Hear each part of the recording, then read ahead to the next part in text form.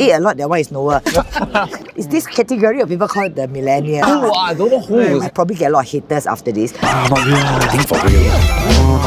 Not real. I think so. Probably real. I remember her as the wife of Phua Chu Kang. Phua Chu Kang or Phua Chu Kang? I actually don't remember what was the last show she had. I seen her in some posters in MRTs. But she's like a CEO of some company, right? CEO of Fly Entertainment. She's like a fun person. I think she's a very chill boss. She seems fierce at the first outlook, but I think she's quite a funny person. What are your impressions of our guest today? Who hasn't watched Phua Chu Kang? As a man of entrepreneurship, right, I really respect her and I feel I want to learn everything she has in her playbook. Although she's kind of like my boss, but I call her mommy. Really? Yeah, because she's really like very nurturing and she treats us like we are her children. So let's dig deeper and find out whether our impressions are Real or not?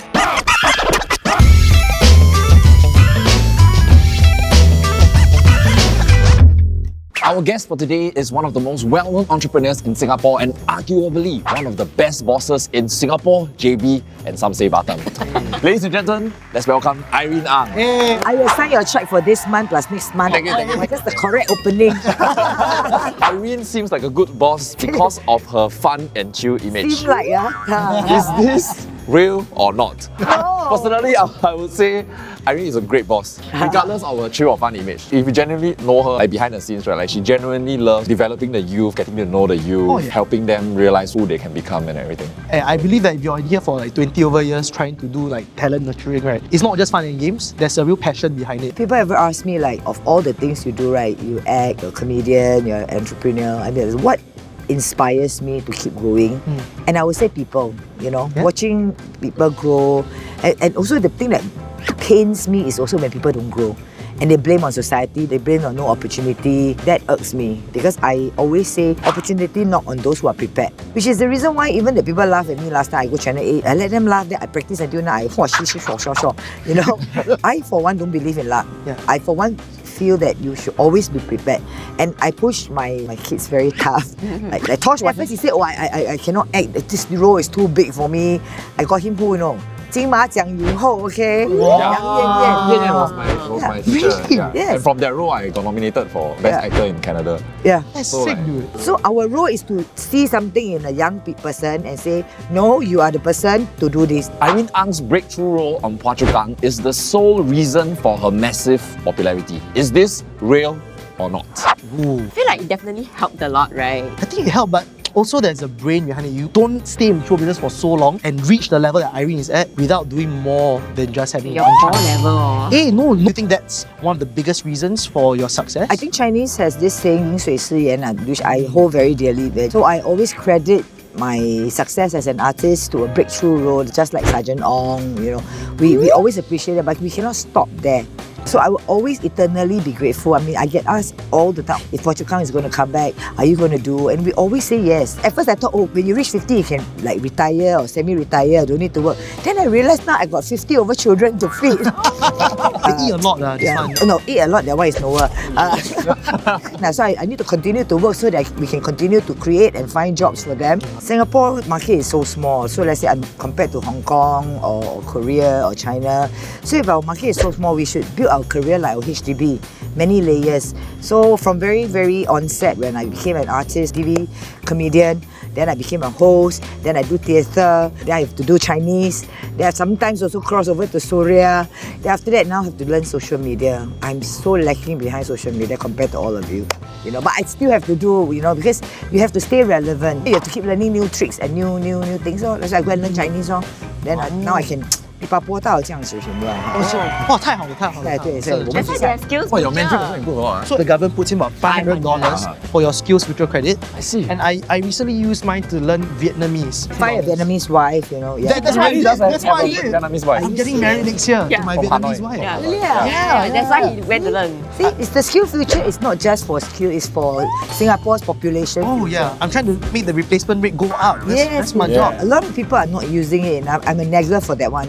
All my friends are like, if you don't use it, doesn't go anywhere. It doesn't go into your bank account. You might as well just use it, right? So I used mine for a script writing course in LaSalle. Not that I want to be a script writer, but I wanted to learn the process of a scriptwriter, so it helps me in communicating with them, like the story arc and stuff like that. So I think any skills that help you may not be directly involved in your work, but you will come somehow. It's really good because they actually provide about 90% training subsidies if you're using your Skills Future credits. Basically, you don't really have to pay anything at all. Yeah, it's like Pay the like $5 is the $50 token sum. You know? Has Fly ever participated in any like Skill Future program? Yeah, all of them have. We also did a lot of the road shows for them. The Adapt and Grow one, NTUC's E2I. E2I has got this program that's very interesting, which I particularly like because in our time, right, a lot of them are trained like administrator or engineers or teachers, very fixed kind of job. But now the job is morphed so many things already. So while you're studying for the course, you're paid a salary. Wow. Yeah, Okay. and this is particularly important for people who want to do mid-career switch. Right. The first thing you scare is, well, what if I switch my career, then I got no job? Income gap. Yeah, so they actually provide you, like you switch your career, they actually give you a salary. Well, that's very helpful. Yeah. So relevant job industries, they have this career guidance to help. Career guidance, career switch grants and all that. Sick, So there's a lot of support to help Singaporeans switch career. So they just have to go to the portal can already. My Careers Future portal matches yeah. job seekers to jobs based on their skills. And you know, got some jobs website, right? Like employers have to pay. This one is free, you just post and then people just go there and find job. Because you know you're millennial nowadays. Yes. Us 3 millennials. months change job. So in my Well. office, right, I have 80% that is stuck there, the 20% that keeps changing all the time. It's this category of people called the millennial. Hey, wake up. Who? I don't know who. wake up. Yeah. Get bored very easily, you see. Yeah. And then you Why do you think there's this situation whereby the youth nowadays they can't seem to stay at one job for long? I think they get bored. Okay, my parents' time is the scared no job. Okay, my time is the keep wanting to improve, like that, get better, climb the corporate ladder. For you now, it's about this company don't have the right course. The pantry not nice enough. No, this company not green enough lah.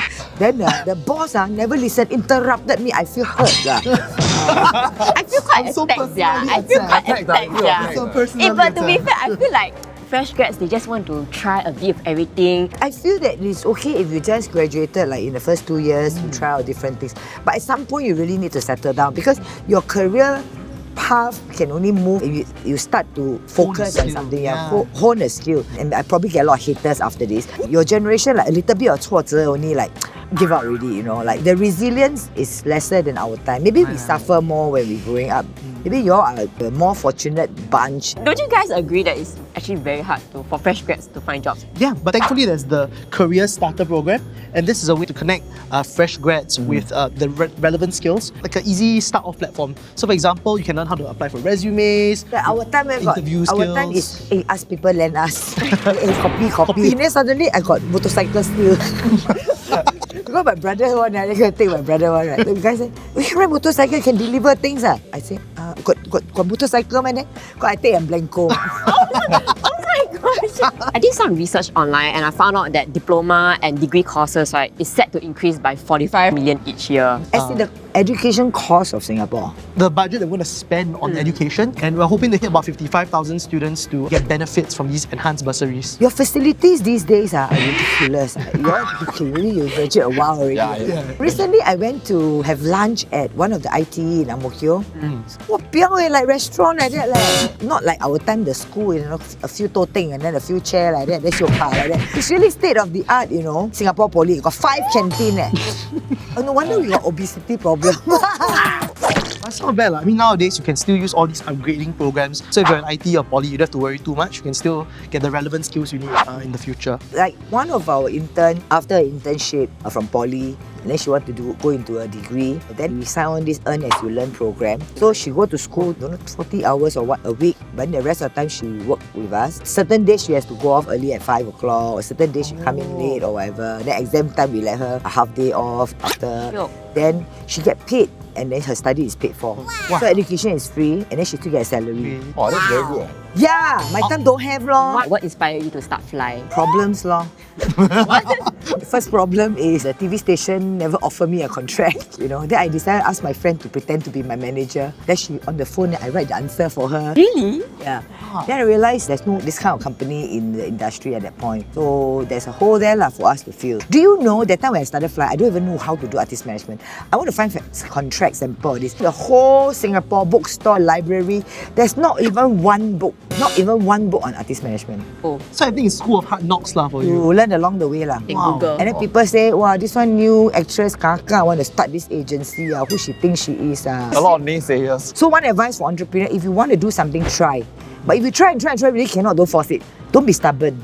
Entrepreneur cannot be stubborn. Be will-powered, be resilient, but don't be stubborn. Next up, Irene Ang is now more recognized as an entrepreneur rather than an actress. Is this real or not? Ooh, wow, that's a tough one. I feel like Irene is known for so many different things already, you know? Veteran of the industry. Very sad for me leh. Really? Because people forgot that I'm an actress. Nobody wants to book me. When I go to Miracle with my artist, right, they say, 哎呀，你没有空的啦，我们请不起你啦。